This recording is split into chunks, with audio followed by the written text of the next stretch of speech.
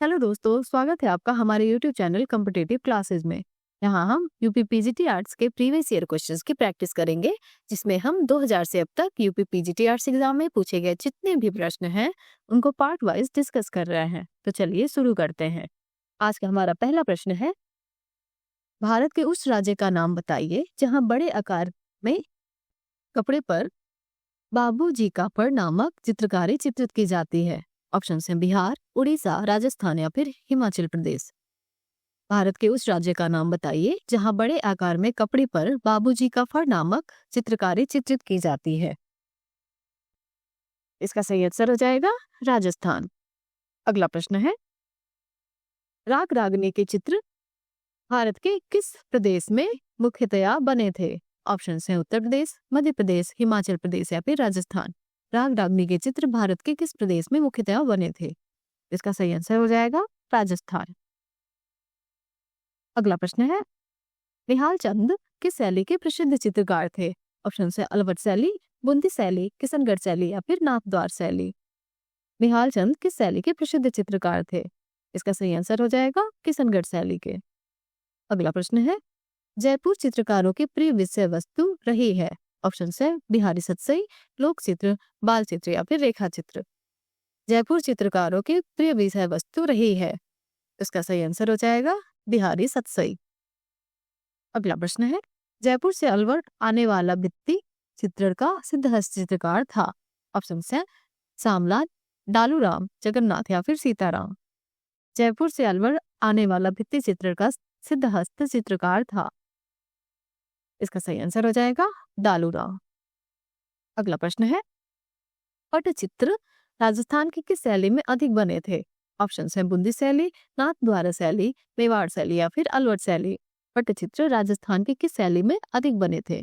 इसका सही आंसर हो जाएगा नाथद्वारा शैली। अगला प्रश्न है, बंगाल शैली के शीर्षस्थ कलाकार हैं? ऑप्शन है यामिनी राय, अमृता शेरगिल, अवनींद्रनाथ ठाकुर या फिर एन.एस. बेंद्रे। बंगाल शैली के शीर्षस्थ कलाकार हैं, इसका सही आंसर हो जाएगा अवनींद्रनाथ ठाकुर। अगला प्रश्न है, छितिननाथ मजूमदार नामक प्रसिद्ध चित्रकार के कलागुरु कौन थे? ऑप्शन है रविन्द्रनाथ ठाकुर, ईवी हैबल, अवनींद्रनाथ ठाकुर या फिर जगदीश बसु। छितिननाथ मजूमदार नामक प्रसिद्ध चित्रकार के कलागुरु कौन थे? इसका सही आंसर हो जाएगा अवनींद्रनाथ ठाकुर।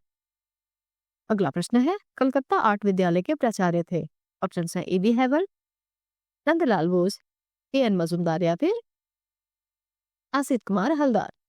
कलकत्ता आर्ट विद्यालय के प्राचार्य थे, इसका सही आंसर हो जाएगा ईवी हैवल। अगला प्रश्न है, भारत कला भवन के संस्थापक निदेशक कौन थे? ऑप्शन है मदन मोहन मालवीय, राय कृष्णदास, शिवराम मूर्ति या फिर वासुदेव शरण अग्रवाल। भारत कला भवन के संस्थापक निदेशक कौन थे? इसका सही आंसर हो जाएगा राय कृष्णदास। अगला प्रश्न है, भारतीय लघु चित्रों की परंपरा किस काल से आरंभ हुई? ऑप्शन है प्राचीन काल से, आधुनिक काल से, पूर्व मध्य काल से या फिर प्रागैतिहासिक काल से। भारतीय लघु चित्रों की परंपरा किस काल से आरंभ हुई? इसका सही आंसर हो जाएगा पूर्व मध्यकाल प्राकृत से।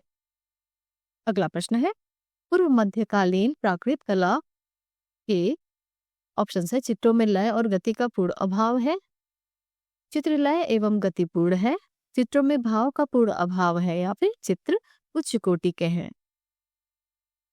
पूर्व मध्यकालीन प्राकृत कला के इसका सही आंसर हो जाएगा कि चित्रों में भाव का पूर्ण अभाव है।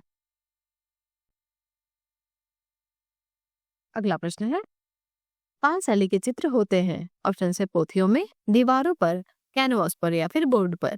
पाल शैली के चित्र होते हैं, तो इसका सही आंसर हो जाएगा पोथियों पर।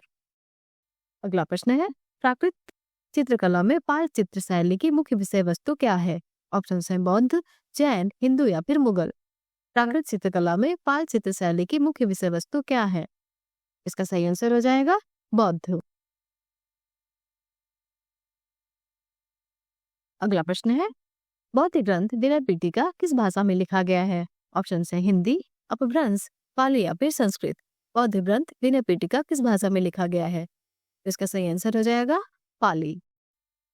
अगला प्रश्न है, प्रसिद्ध चित्रकार राजा रवि वर्मा का जन्म कहाँ हुआ था? ऑप्शन है उत्तर प्रदेश, केरल, कर्नाटक या फिर पश्चिम बंगाल।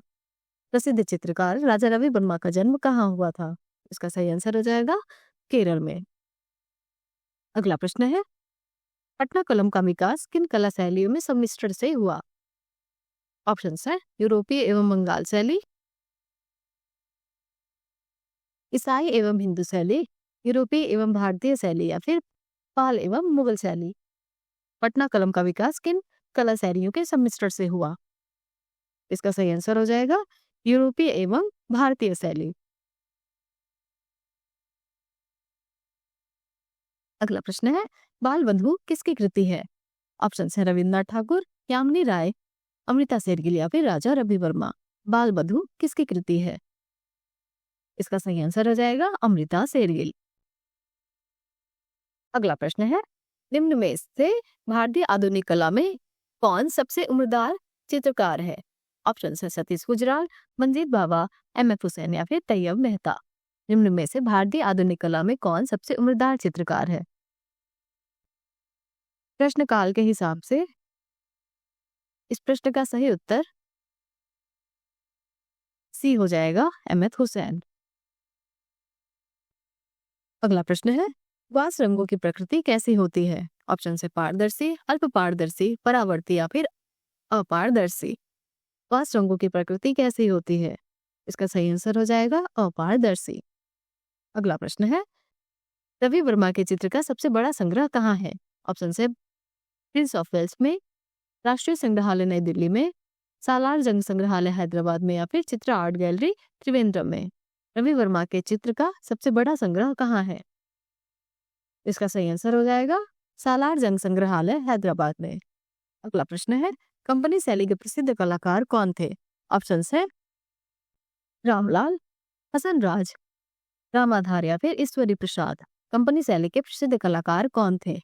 इसका सही आंसर हो जाएगा ईश्वरी प्रसाद। अगला प्रश्न है, गजगामिनी फिल्म किस कलाकार ने बनाई थी? ऑप्शन है तैयब मेहता, राजा रवि वर्मा, एम.एफ. हुसैन या फिर अमृता शेरगिल। गजगामिनी फिल्म किस कलाकार ने बनाई थी? इसका सही आंसर हो जाएगा एम.एफ. हुसैन। अगला प्रश्न है, रविन्द्रनाथ टैगोर के चित्र किस शैली के हैं? ऑप्शन है मुगल शैली, कंपनी शैली, आधुनिक शैली या फिर बंगाल शैली। रविन्द्रनाथ टैगोर के चित्र किस शैली के हैं? इसका सही आंसर हो जाएगा आधुनिक शैली। अगला प्रश्न है, भरत मुनि के रस तत्व के आधारभूत विषय हैं। ऑप्शन है रसकोटि, रस चेतना, रस चिंतन या फिर नाट्य में रस की निष्पत्ति। भरत मुनि के रस तत्व के आधारभूत विषय हैं। इसका सही आंसर हो जाएगा नाट्य में रस की निष्पत्ति। नेक्स्ट 25 क्वेश्चंस को हम अगले पार्ट में डिस्कस करेंगे। यदि आपको हमारा वीडियो पसंद आया हो तो हमारे चैनल को लाइक करिए, सब्सक्राइब करिए और बेल आइकन दबाना ना भूलिए। हमारे साथ बने रहने के लिए धन्यवाद।